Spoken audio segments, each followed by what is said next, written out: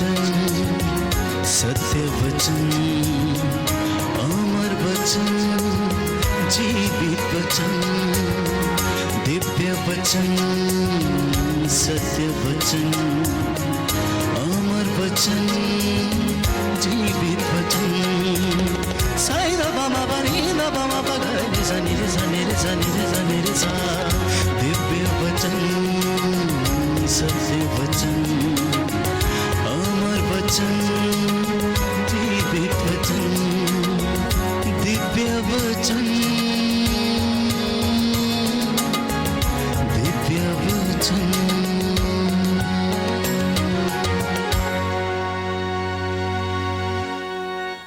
प्रियजनों, इस दुनिया में अत्यधिक अशांति है, बड़ा दुख है, बहुत ज़्यादा चिंता है, कष्ट है, परेशानी है, भूखमरी है, प्यास है, पीड़ा है, बीमारी है, कैंसर की बीमारी, शारीरिक दुर्बलता, घुटने के रोग, किडनियों के रोग, रसौलियाँ, गर्भ की रसौलियाँ।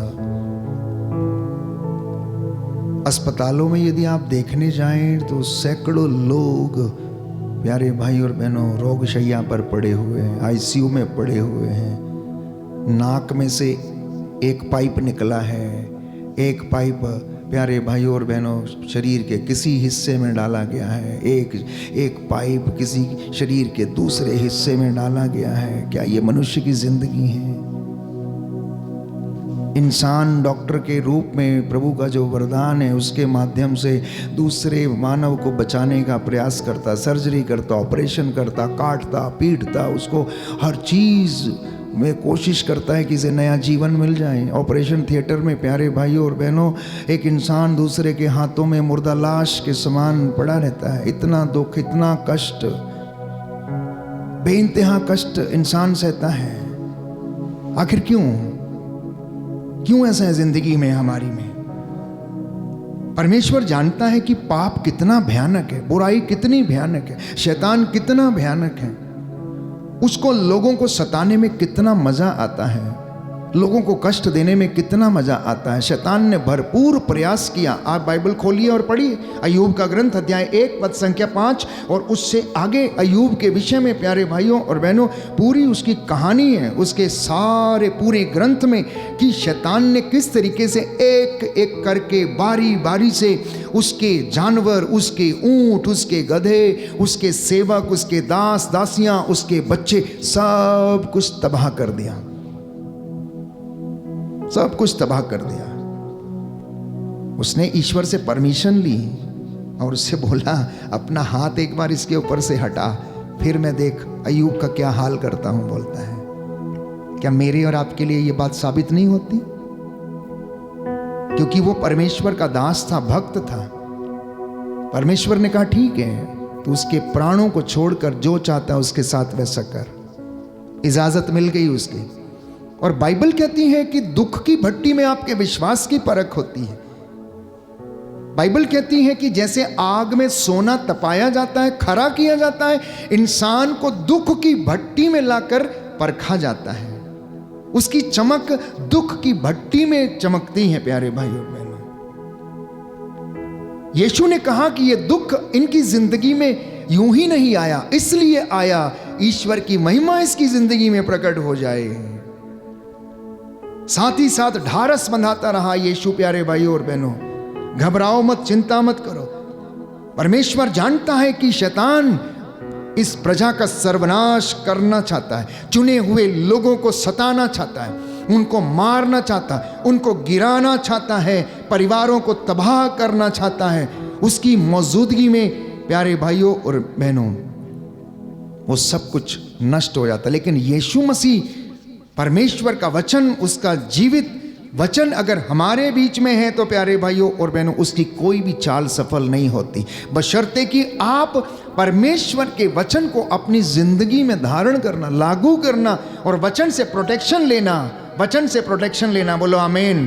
आमीन। Hallelujah, hallelujah. हालेलुया। हालेलुया। दाहिना हाथ उठाकर अंगीकार करेंगे। आज का वचन आज का वचन मेरे लिए है, मेरे लिए मेरे है, परिवार के लिए है, मेरे परिवार मेरी के लिए, जिंदगी के लिए है, मेरी जिंदगी के मेरे लिए, जीवन की उन्नति के लिए है। मेरी जीवन की उन्नति के लिए हे है। प्रभु यीशु, हे प्रभु मैं यीशु, विश्वास करता हूँ मैं विश्वास आप करता इस हूँ वचन के द्वारा आप इस वचन के मुझसे द्वारा मुझसे बातें करते हैं। मुझसे बातें करते हैं। हालेलुया। हालेलुया। आपके वचन के द्वारा आपके वचन के द्वारा मुर्दे जी उठे, मुर्दे जी उठे, रोगी चंगे हो गए, रोगी चंगे हो गए, आपने मफलूसों को बहाल किया। अपने मनुष्यों को बहाल हालेलुया। हालेलुया। आज मुझे भी आज मुझे शांति भी प्रदान कीजिए। शांति प्रदान कीजिए। Hallelujah, hallelujah. हालेलुया। हालेलुया। तो ये दुख, ये कष्ट, ये पीड़ा, ये रोग, ये बीमारी, बाइबल कहती है हर वक्त परमेश्वर हमारी जिंदगी में नहीं भेजता है। अब आप ये ना सोचें कि अगर परमेश्वर ने दुख भेज दिया है और हम ऐसे हो रहे, नहीं, परमेश्वर नहीं भेजता है। हाँ, कभी कभी बाइबल कहती है हम लोग अपने कुकर्मों के कारण बीमार पड़े रहते हैं और परमेश्वर की वाणी, उसका वचन हमें आकर चंगा करता है। जो व्यक्ति परमेश्वर से दूर रहकर जीवन बिताने की कोशिश करता है, बाइबल कहती है परमेश्वर से दूर जाने का परिणाम तुम अच्छी तरीके से जानते हो। और वो परिणाम लूकस के सुसमाचार में उड़ाऊ पुत्र के विषय में हम पढ़ते हैं कि जब वो अपने पिता से दूर चला गया तो उसका क्या हाल हुआ। एक एक रोटी को मोहताज हो गया, कपड़े पहनने को मोहताज हो गया, सुअरों के साथ उसे अपना भोजन करना पड़ा। परमेश्वर से दूर जाने का ये परिणाम था, अपने बाप से दूर जाने का परिणाम था। हमारे जीवन में अगर एक बेटा या बेटी अपने घर को छोड़कर भाग जाती है, चला जाता है कहीं दूसरी जगह, अपने मम्मी पापा से नाराज होकर चला जाता है, तो आप इनसे पूछिए कि परमेश्वर से, माता पिता से दूर जाने का परिणाम क्या होता है। मैं नहीं कहता, बाइबल कहती है। बाइबल कहती है कि ईश्वर से दूर जाने का परिणाम आप अच्छी तरीके से जानते हो। उड़ाऊ पुत्र के विषय में सैकड़ों बार हमने सुना और पढ़ा। उसके बाप के पास सब कुछ था, सैकड़ों नौकर थे उसके पास, जमीन जायदाद हर चीज थी उसके पास।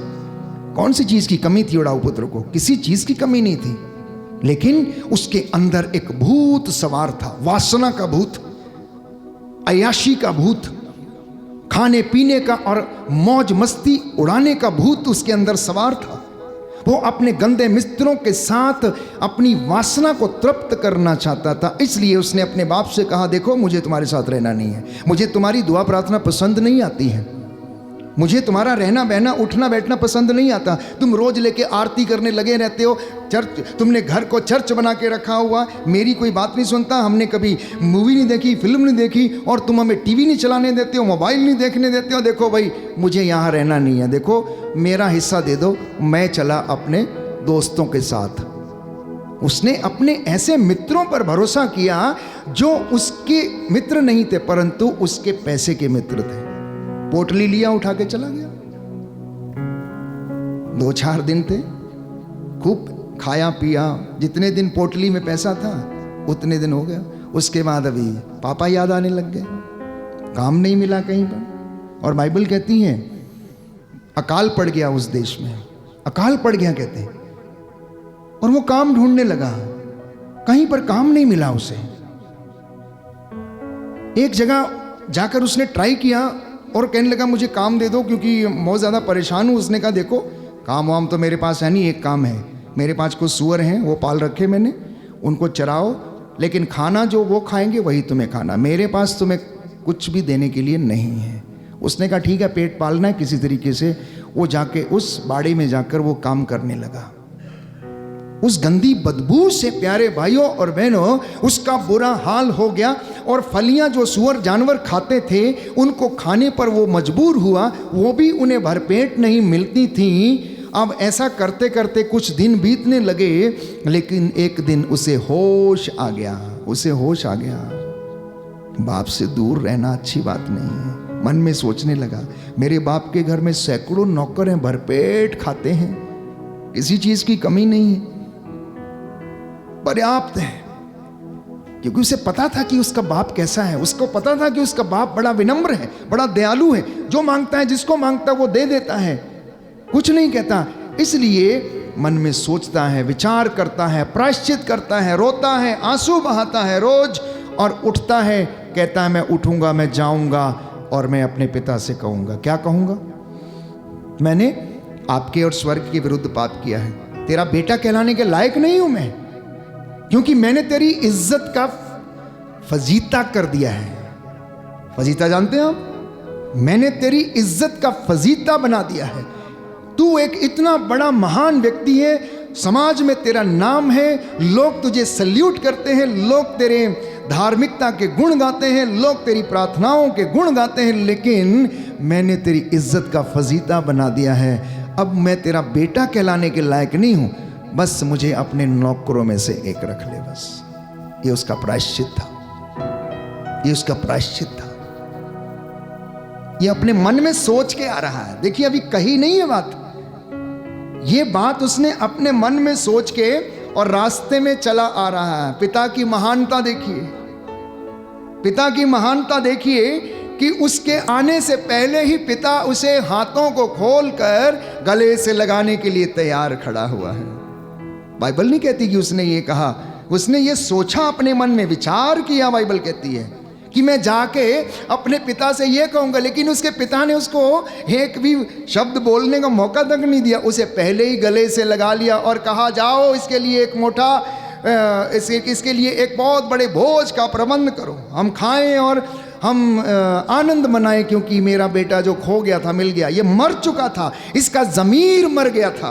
आप जानते हैं ज़मीर क्या? जिसका अंतःकरण मर जाता है उसका ज़मीर मर गया। उसके लिए ना माँ, ना बाप, ना बेटा, ना बहू, उनके लिए कोई फर्क नहीं पड़ता है। ऐसे लोगों के लिए ईश्वर कौन है उसके लिए फर्क नहीं पड़ता। जिनका ज़मीर मर जाता है, बाइबल कहती है, जिनका अंतःकरण मर जाता है उनके लिए कोई फर्क नहीं पड़ता। उस दिन इस बेटे के साथ ऐसा ही हुआ था, जिस दिन उसने कहा मैं तेरे साथ रहना नहीं चाहता हूँ, मेरी संपत्ति का हिस्सा दो, मैं अपने भाइयों के साथ, मैं अपने मित्रों के साथ जाता हूँ, मित्रों के साथ जाना चाहता हूँ। प्रायश्चित।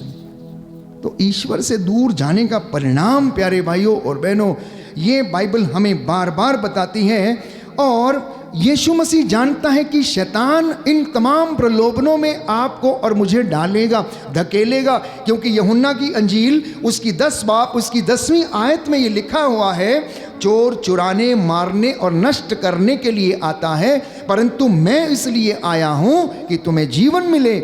मैं अपने दास को इसलिए खड़ा किया ताकि वो तुम्हें वचन सुनाए और तुम चंगे हो जाओ, तुम में जीवन आ जाए, तुम फलवंत हो, ये वचन तुम्हें 100 गुना फल लाए, और तुम प्रायश्चित करो और स्वीकार करके मेरे पास लौट कर चले आओ। बोलो आमेन, आमीन, हालेलुया, हालेलुया। हे प्रभु यीशु, हे प्रभु यीशु, आज के ये वचन आज के ये वचन मेरे जीवन में मेरे जीवन में आशीष प्रदान करें। आशीष प्रदान करें। Hallelujah, hallelujah, hallelujah, hallelujah, hallelujah. Hallelujah. तो जब बात दुख की आती है, कष्ट की आती है, तो यीशु मसीह ने मुझे और आपको एक उदाहरण दिया है।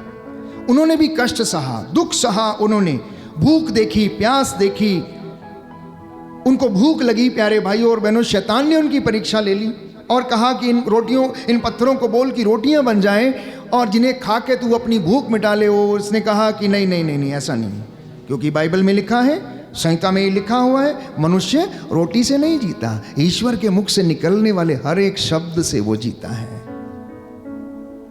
उनको प्यास लगी, उन्होंने कहा मैं प्यासा हूं। क्रूस के ऊपर टंगे हुए थे। जल्लादों ने क्या किया, एक पनसोक्ता सिरके में डुबाया, खट्टी अंगूरी में डुबाया और उसके जीभ को लगाने की कोशिश की। उन्होंने कहा सब कुछ पूरा हो गया, क्योंकि जो धर्म ग्रंथ में बातें लिखी गई थी आज वो पूरी हो चुकी हैं। तो यीशु मसीह प्यारे भाइयों और बहनों दुख और कष्टों से, प्रलोभन से होके गुजरा। उसके अपने लोगों ने उसे ठुकराया, उसे मारा, उसे कुचला, उसे थप्पड़ मारे, घूंसे मारे, लेकिन फिर भी उन्होंने गाली के बदले गाली नहीं दी, थप्पड़ के बदले थप्पड़ नहीं मारा। उन्होंने कभी निंदा नहीं की दूसरों के विषय में, उन्होंने सारी बातों को सहन किया। तो इसलिए आज जब हम आप वचन सुनते हैं तो आप विश्वास करना कि यदि हम उसके साथ रहेंगे तो वो हमें भी इन तमाम दुखों को, कष्ट और सहने का सामर्थ्य प्रदान करेगा। यीशु इसलिए आया ताकि वो आपको और मुझे उदाहरण दे, आपको और मुझे हौसला दे, आपको और मुझे आशा बंधाए कि चिंता मत करना, थोड़े दिन की बात है, इसके बाद महिमा मिलने वाली है। महिमा देखने वाले हो तुम लोग, कष्ट से होकर जा रहे हो, कोई बात नहीं, चिंता मत करना, परंतु मैं तुम्हारे साथ हूं, बस थोड़े दिन का समय और है। संत पौलुस कहता है कि तुम मेरे साथ कष्ट सहते जाओ, कष्ट सहते जाओ। जो महिमा आने वाली है, हमें मिलने वाली है, वो इन कष्टों से कहीं ज़्यादा बड़ी है और महान है। Hallelujah, hallelujah, hallelujah, hallelujah. यीशु की स्तुति हो, यीशु की यीशु स्तुति को हो, धन्यवाद, यीशु को धन्यवाद, यीशु की आराधना हो, यीशु की आराधना यीशु हो, की महिमा हो, यीशु की महिमा यीशु हो, को धन्यवाद, यीशु को धन्यवाद। Hallelujah, hallelujah, hallelujah. हालेलुया। तो शैतान नहीं चाहता कि हम उस महिमा को देखें, शैतान नहीं चाहता कि हम ईश्वर के जो आत्मा है उसको हम उसी रूप में देखें जैसा वो है, क्योंकि उसे ईश्वर के लोगों को सताने में मजा आता है, मजा आता है। कर कुछ नहीं पाता है, कर कुछ नहीं पाता, सिर्फ सताता है और कुछ नहीं। उसके पास इतना सामर्थ्य नहीं है कि किसी को वो कुछ कर दे। हाँ, आपसे सब कुछ छीन सकता है, लेकिन प्यारे भाइयों और बहनों, आपका एक सेकंड आपकी आत्मा को बचा सकता है। ठीक उस डाकू के जैसे, उड़ाऊ पुत्र के जैसे, अपने मन में विचार तक कर लेने से, रक्तस्राव पीड़ित स्त्री के जैसे कि मैं इसके कपड़े का पल्ला छू लूंगी तो चंगी हो जाऊंगी, शतपति के जैसे कि एक शब्द कह देगा तो मेरी आत्मा चंगी हो जाएगी। आपका एक सेकंड विचार कर लेने मात्र से आप मुक्ति प्राप्त करेंगे। जानते हैं आप, इतना बड़ा सामर्थ्य परमेश्वर ने हमें दिया है। वो इतना बड़ा परमेश्वर है जो हमसे बातें करता है, और जब हम यहाँ से खड़े होकर उसके रूप में यहाँ पर उसने जो अपने दास को ये मस्सा दिया है, ये मैं नहीं बोलता, पवित्र आत्मा आपसे बातें करती, प्रभु आपसे बातें करता है प्यारे भाइयों और बहनों, क्योंकि उसका वचन आग है, उसका वचन आग है। कहता है मैं अपने दास को वो मस्सा प्रदान करूंगा कि मैं अपने वचनों को तेरी जुबान के ऊपर आग के शोले बनाकर रख दूंगा। जब लोग उसे सुनेंगे तो ये वचन उसे आग में धुआंती हुई या जलती हुई लाठी की तरह बना देंगे, ये वचन कहता है, जिससे कि वो शुद्ध हो जाएं, जिससे कि उनके ऊपर वो मस्सा उतरे। तो पाप के सामर्थ्य को कुचलने का बल परमेश्वर में है, बंधनों को तोड़ने का सामर्थ्य उसने आपको और अपने चेलों को प्रदान किया है। शांति स्थापित करने के लिए वो इस दुनिया में आया था, आपके उद्धार के लिए, मुक्ति के लिए, गरीबी की ताकत को मिटाने के लिए, श्रापों के बंधनों को तोड़ने के लिए, क्रूस पर अपने दुख सहन करने के लिए वो इस दुनिया में आया है, इस दुनिया में आया है। इसलिए मैं हर मर्तबा आपसे यही कहने का प्रयास करता हूं कि आप परमेश्वर से अपना प्यार डालिए, परमेश्वर के साथ रहने की कोशिश कीजिए। लोगों के पीछे मत दौड़िए, भीड़ के नीचे मत जाइएगा, वचन को पढ़िए, वचन को सुनिए, अपना और ईश्वर का रिश्ता मजबूत करिए, अपने घर में रोज उसका आदर करिए और परमेश्वर आपको और आपके पूरे घराने को आशीर्वाद प्रदान करेगा। बोलो आमीन, आमीन, hallelujah, hallelujah, hallelujah, hallelujah, hallelujah, hallelujah. तो मैंने कहा कि इस दुनिया में शांति नहीं है, घरों में शांति नहीं है, सास बहू में शांति नहीं है, जिधर मर्जी चले जाओ, घरों की हालत ही ऐसी है। सास अपने बच्चों को या बहू बेटी को देख के खुश नहीं हो पाती, ना जाने क्या चाहिए, बुढ़िया हो गई है, लेकिन फिर भी अभी पैर जो हैं आधे नीचे जाने वाले हैं, लेकिन फिर भी पंजाबी में कहते हैं अणख नहीं गई है। अणख मतलब घमंड नहीं गया अभी तक। आप सोचते हैं कि परमेश्वर ब्लेस करेगा? घमंडी से घृणा करता है, कहता है, अहंकारी से घृणा करता है। बाइबल बार बार कहती है, हम प्रकाशित वाक्य में पढ़ते हैं, घमंडी, ओझे, अहंकारी, मूर्ति पूजक, ओझे, शराबी, नशेड़ी, व्यभिचारी ईश्वर के राज्य में प्रवेश नहीं करेंगे जब तक ये तौबा नहीं करेंगे। हम रोज वचन को सुनते हैं, आप में से सैकड़ों लोग यूट्यूब पे या किसी साधना में या किसी कन्वेंशन में वचन सुनने के लिए जाते हैं, तब्दीली क्यों नहीं आती है? घर में तब्दीली क्यों नहीं आती है? एक बेटी अपनी सास को अपनी माँ की तरह प्यार क्यों नहीं कर पाती है? एक सास अपनी बहू को बेटी की तरह प्यार क्यों नहीं कर पाती है? क्यों सहन नहीं कर पाती? मैं समझता हूँ संस्कारों की कमी है, उनकी परवरिश की कमी है, उन्होंने बचपन से जो अपने बाप दादाओं से प्राप्त किया उसमें कमी है। वो पौधा सही तरीके से बढ़ा नहीं है, उसे धार्मिक और नैतिक मूल्य दिए नहीं गए हैं, उसको बचपन से धार्मिक शिक्षा, संस्कारिक शिक्षा नहीं दी गई, इसलिए वो आध्यात्मिक शिक्षा में बढ़ने में भी असमर्थ है। वचन सुनते हैं, अच्छी बात है, वचन सुनते हैं, वचन अपना काम करता है, लेकिन लागू नहीं कर पाते हैं, लागू नहीं कर पाते हैं। देखिए, घरों को तोड़ना बड़ा आसान है, जोड़ना बड़ा कठिन है। घरों को तोड़ना बड़ा आसान है, घरों को जोड़ना बड़ा कठिन है। क्योंकि जोड़ने के लिए प्यार चाहिए, जोड़ने के लिए त्याग करना पड़ता है, जोड़ने के लिए कभी कभी इन कानों को बंद करना पड़ता है, जोड़ने के लिए हर संभव प्रयास करने पड़ते हैं, और जोड़ने के लिए हमें ईश्वर के सामर्थ्य और प्रार्थना की ज़रूरत है। प्यारे भाई और बहनों, मैंने आज के वक्तव्य की शुरुआत की थी कि हमारे घरों में शांति नहीं, समाज में शांति नहीं, परिवारों में शांति नहीं, जीवन में शांति नहीं, नौजवान बेटे बेटियों के जीवन में शांति नहीं। मोबाइल ने आप लोगों को बर्बाद कर दिया है, रील्स देख देख के आप लोग बर्बाद हो चुके हैं। शैतान ने आपके ऊपर इस कदर मोहिनी डाल दी है कि कुछ लोग तो इसके एडिक्ट हो चुके हैं। जो आप उसमें देखते हैं वही आप अपने घर में भी करना चाहते हैं। इसलिए मैं चाहता हूं कि आप मोबाइल से ज़्यादा इस वचन को पढ़ें, बाइबल को पढ़ें। कम से कम ये आपको शिक्षा देगी। मोबाइल आप इस्तेमाल करते हैं, आप 2 मिनट का आनंद लेते हैं या 1 घंटे उसमें 4 घंटे इस्तेमाल करते हैं, पैसा कोई और कमाता है। जानते हैं आप, दिहाड़ी करने वाला भी 300 रुपये की दिहाड़ी कर रहा है, लेकिन उसमें 100 रुपीज़ का चार्ज करेगा, 99 का चार्ज करेगा। समझिए कि शैतान की युक्ति क्या है, षड्यंत्र क्या है। मनोरंजन ओके, नो प्रॉब्लम, मनोरंजन अच्छी बात है, लेकिन मनोरंजन यदि हमारी दूसरी आने वाली चीज़ों को और हमारे पैसे को या किसी चीज़ को बर्बाद करता तो वो अच्छी चीज़ नहीं है, वो बर्बादी है प्यारे भाइयों और बहनों। और शैतान इस कदर जिंदगियों में, परिवारों में घुसकर उसको वो नाश करना चाहता है। लेकिन परमेश्वर चाहता है कि मेरे बच्चे क्या करें, जीवन प्राप्त करें। इसलिए लेवी ग्रंथ अध्याय 26 पद संख्या 6 में हम पढ़ते हैं कि मैं देश भर में शांति बनाए रखूंगा, कहता है मैं देश भर में शांति बनाए रखूंगा। अरे भाई, आप लोग ईश्वर को शांति बनाने का मौका तो दीजिए, ईश्वर को अपने घर की उन्नति करने का मौका तो दीजिए। आप कहेंगे कि फादर जी मौका कैसे? अरे मौका, झगड़ा हो गया, कोई बात नहीं, आप माफ़ी दे दो, 5 बज गए हैं, अब खाने का समय आ गया, माफ़ कर दो और साथ में बैठ के खा लो। परमेश्वर को मौका मिल गया, उसने फिर से जोड़ दिया। अब शैतान ने कहा नहीं नहीं नहीं, आज रात को भी इनको साथ में सोने नहीं दूंगा, एक उधर मुंह करके सोएगा और एक इधर मुंह करके सोएगा। आज तो मैं इसके बाप के द्वारा थाली उठवा के फेंकूंगा और आज तो मैं घर की तबाही करवाऊंगा। आज इनका मैं घर का फजीता करूंगा। बहुत ये लोग प्रार्थना करते हैं ना, बहुत ये लोग करते हैं, ऐसा करते हैं, ये युक्तियां। इसलिए संत पौलुस कहता है हम शैतान की चालों को अच्छी तरह समझते हैं, इसलिए हम उसके फंदों में पड़ना नहीं चाहते। आप मसीह लोग जो वचन सुनते हैं, कितना उसकी चालों को समझते हैं। आप बड़े बड़े कन्वेंशंस में जाते हैं, बड़ी बड़ी भीड़ में, साधना में आप वचन को सुनते हैं, आप उसकी चालों को कितना समझ पाए हैं? मुझे बताइएगा, मुझे बताइएगा।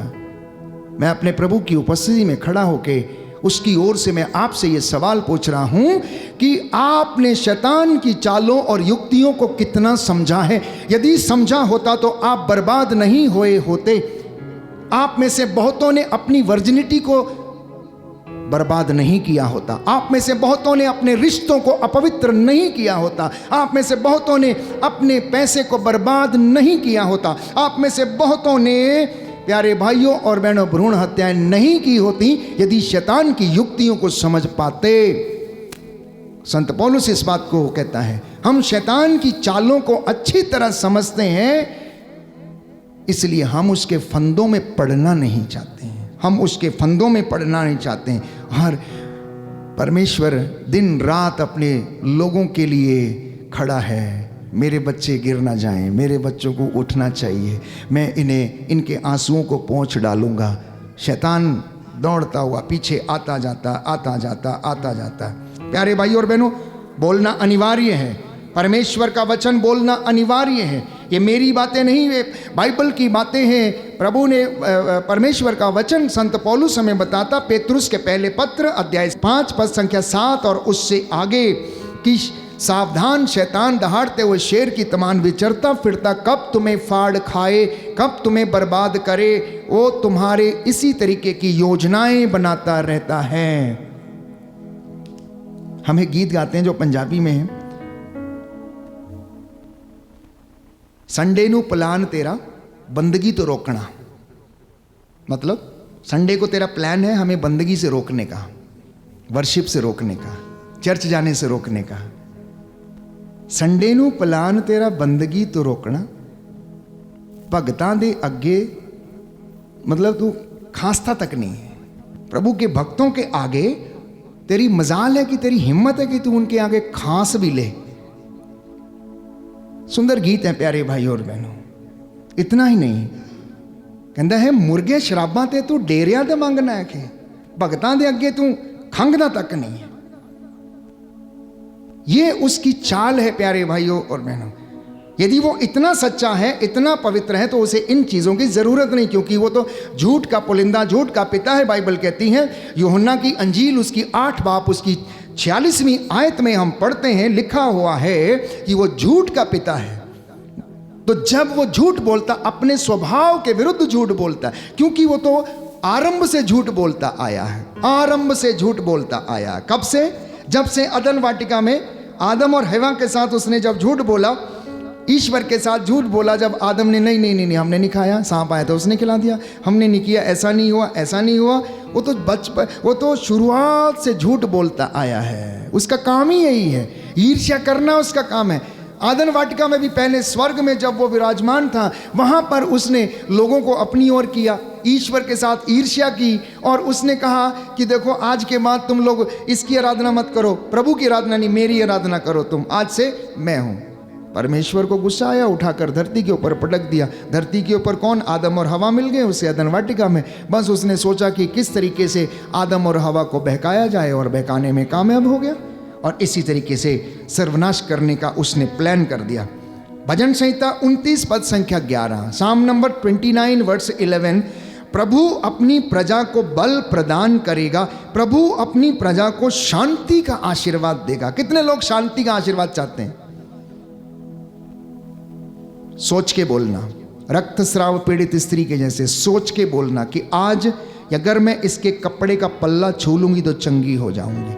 उसने अपने मन में ये सोचा। अपने मन में ये सोचना, आज आपके बहुत से काम प्यारे भाइयों और बहनों अच्छे होने वाले, शांति आने वाली आपके घर में, आपके घर में आर्थिक उन्नति आएगी। क्यों? क्योंकि बाइबल ये कह रही है, स्तोत्रकार ये कह रहा है कि प्रभु अपनी प्रजा को बल प्रदान करेगा, प्रभु अपनी प्रजा को शांति का आशीर्वाद देगा। जिनके घरों में अशांति है, लड़ाई झगड़े हैं, माँ बाप में, माता पिता में आपस में बनती नहीं है, एक दूसरे को फाड़ खाने को तैयार रहते हैं, पड़ोसियों में बनती नहीं है, बच्चों में बनती नहीं है, कभी कभी 2 भाई बहन आपस में लड़ते ही रहते हैं, झगड़ते ही रहते हैं। पता नहीं क्या प्रॉब्लम है, क्या समस्या है उन लोगों में, क्यों शैतान इस कदर उनके सिर पर हावी रहता है, शांति बरकरार रहने नहीं देता है। ऐसे समय में हमें प्रार्थना की ज़रूरत है, ऐसे समय में हमें समर्पण की ज़रूरत है, ऐसे समय में अपने घर को रोज सील करने की ज़रूरत है कि प्रभु मैं अपने घर को तेरे पवित्र लहू से आज बांधती हूँ,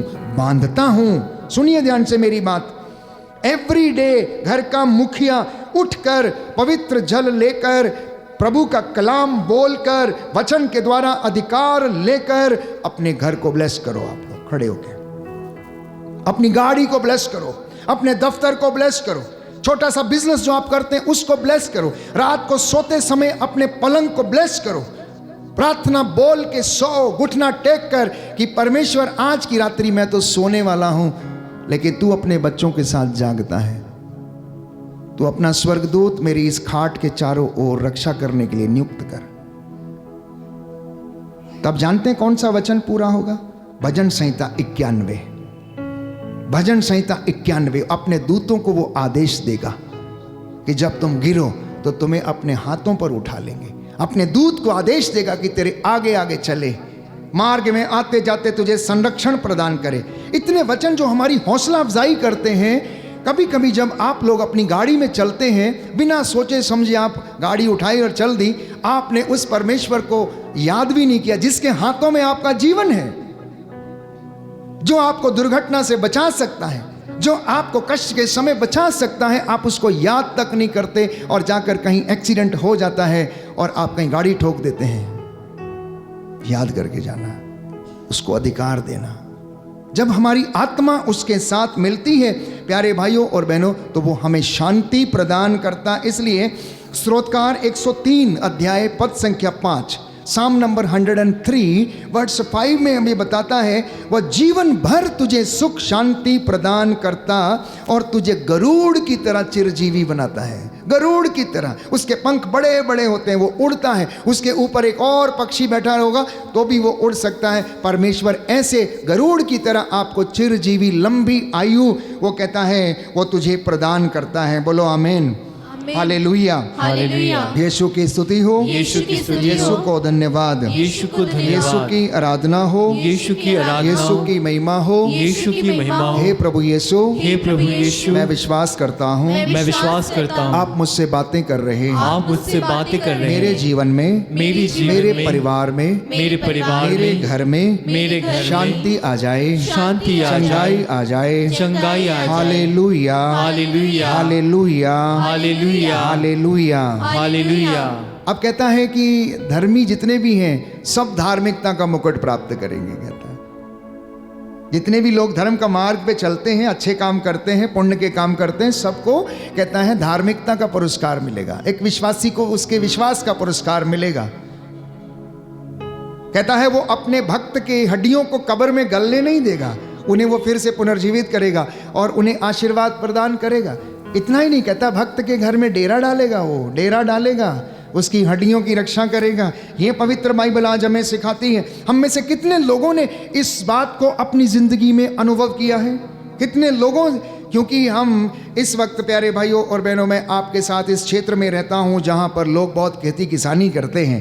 खेती किसानी करते हैं, जब आप बीज बोते हैं आपका रवैया कैसे होता है? क्या आप यूं ही छींट के चले आते हैं? उसे भी परमेश्वर को समर्पित करना, क्योंकि बोने का काम आपका है, अंकुर देने का, उसकी उन्नति करने का काम उसका है। याद रखिएगा। आप खेत तैयार कर सकते हैं, हल चला सकते हैं, लेकिन अंकुर फुटा नहीं सकते आप, वो काम उसका है। इसलिए जब आप बीज बोते हैं, जब आप अपने खेत को तैयार करते हैं, चाहे वो परिवार में बच्चों की संतान के लिए आप प्रार्थना करें या उनका माता पिता उनका बीज बोएं या खेत में बोएं, परवरिश करना आपका काम है, आशीर्वाद देना परमेश्वर का काम है। इसलिए ये इस भय के साथ उसे समर्पित करके परमेश्वर को देना, ना केवल शांति बल्कि आपके जीवन में आर्थिक उन्नति भी वो देता रहेगा। और प्यारे भाइयों और बहनों, लिखा है यशाया नबी के ग्रंथ अध्याय 26 पद संख्या 3 में, तू दृढ़ता पूर्वक शांति बनाए रखता है क्योंकि इस राष्ट्र को तुझ पर भरोसा है। जब परमेश्वर हमारे जीवन में ये सब काम करता है तो फिर क्यों हमारे जीवन में शांति खो जाती है? फिर क्यों हमारे जीवन में बीमारी आती है? फिर क्यों हमारी जिंदगी में हम परेशान रहते हैं? फिर क्यों हमारी जिंदगी में भटकते रहते हैं? इसलिए भटकते हैं, जानते हैं क्यों? अगला वचन सुंदर वचन है, book of Isaiah chapter 48 verse 22 कहता, कुकर्मियों को शांति नहीं मिलती, बाकी सबको मिलती है। कुकर्मियों को शांति नहीं मिलती, बाकी सबको शांति मिलती। कुकर्म मतलब बुरे काम करने वाले, चोर उचक्के, दूसरों को नाश करने वाले, मारने काटने वाले, हत्या करने वाले, ऐसे लोगों को शांति, जो कुकर्म करते हैं। बाइबल ही कहती है, book of Isaiah chapter 48 verse 22, कुकर्मियों को शांति नहीं मिलती। जो गलत काम करते उन्हें शांति नहीं मिलेगी। कभी कभी लोग अपने जीवन मूल्यों से समझौता कर लेते हैं प्यारे भाइयों और बहनों। उनके पास बहुत सी ऐसी गलत काम है जिसकी वजह से उनका जीवन दुखी रहता है। तो यीशु के पास आज चले आना, वो आपको और मुझे आशीष प्रदान करेगा। और शांति को कौन छीनता है जानते हैं? पड़ोसी थोड़ी छीनता है शांति हमारी, कोई बड़ा व्यक्ति थोड़ी छीनता है। लिखा है पाप हमारी शांति छीन लेता है, हमारा अपना ही अधर्म हमारी शांति को छीन लेता है, हमारा अपना ही बुरा काम। आप एक बुरा काम करो, आप एक चोरी करो, या आप गलत रिश्ता किसी के साथ अपनाओ, या किसी के साथ आप गलत दोस्ती करो, या आप अपने घर में कोई गलत चीज़ लाओ, मैं आपको बताना चाहता हूँ आपकी नींद हराम हो जाएगी। आप सो नहीं पाएंगे रात को जब तक कि आप उस गंदी चीज़ को अपने घर से निकाल ना दें। फूट पड़ने लगेगी आपके घर में। अशांति आने लगेगी आपके घर में, क्योंकि बुरे काम और ये पाप हमारी शांति को छीन लेता है। पाप की वजह से हमारे अंदर दोष भावना आने लगती है, अपराध बोध आने लगता है। तो आज प्रभु से कहना उड़ाऊ पुत्र के जैसे कि प्रभु मैं आपका बेटा कहलाने के योग्य नहीं। प्रभु मैं अंधकार में था, मुझे ज्ञान नहीं था, मैं अज्ञानता में जी रहा था, मुझे आशीष दो। मैं आपके पास आया हूँ, मेरी सारी गलतियों से मुझे आज़ाद करो, मेरी गलतियों से और मेरी परेशानियों से मुझे ये आज़ाद करो। प्यारे भाइयों और बहनों, बाइबल कहती है कि तुम लोग पवित्रता और शांति, विश्वास और धार्मिकता की साधना करो। एक सुंदर वचन है, रोमियो का पत्र अध्याय 16 पद संख्या 20 में हम पढ़ते हैं, लिखा हुआ है, पवित्र बाइबल कहती है कि शांति का ईश्वर शीघ्र ही शैतान को आपके पैरों के नीचे कुचल देगा। हमारे प्रभु ईसा मसीह की कृपा आप लोगों पर सदा सर्वदा बनी रहे। दाहिना हाथ उठाकर मेरे पीछे दोहराइए, हालेलुया। हालेलुया। प्रभु का वचन कहता है, प्रभु का वचन कहता है, शांति का ईश्वर शांति का ईश्वर शीघ्र ही शैतान को आपके पैरों के नीचे आपके पैरों के नीचे कुचल देगा। कुचल देगा। हमारे प्रभु ईसा मसीह की कृपा हमारे प्रभु ईसा मसीह की कृपा आप लोगों पर बनी रहे।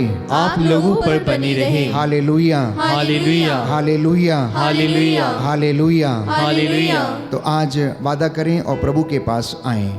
हर प्रकार की वासना से, नशे से, हर प्रकार के ऐसे कर्मों से अपने आप को दूर रखें। ईर्ष्या, द्वेष, क्रोध, घृणा, लालच, बुराई, निंदा करने से अपने आप को दूर रखें। आप जो अपने बच्चों से कभी कभी नफरत करने लगते हैं, बच्चे तो आप ही के हैं ना, आप ही ने पैदा किया है, आप ही का खून उनके अंदर है।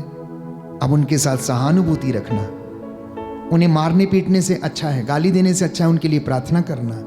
इतना ही नहीं, सबसे अच्छा है अपने जीवन को परिवर्तन करना, अपने मनोभावों को परिवर्तित करना। हमें अपने जीवन को बदलना।